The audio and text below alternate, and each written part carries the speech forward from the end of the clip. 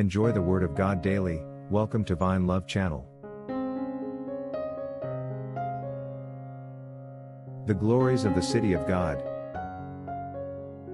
Psalms 87, 1-7. 1. His foundation is in the holy mountains. 2. The Lord loves the gates of Zion more than all the dwellings of Jacob. 3. Glorious things are spoken of you, O city of God. Selah. 4. I will make mention of Rahab and Babylon to those who know me. Behold, O Philistia and Tyre, with Ethiopia, this one was born there. 5. And of Zion it will be said, this one and that one were born in her, and the Most High himself shall establish her. 6. The Lord will record, when he registers the peoples, this one was born there. Selah. 7.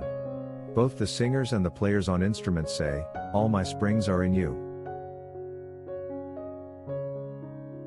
For those who have not come to Christ for salvation, there is a real reason to be worried, because there is so much uncertainties.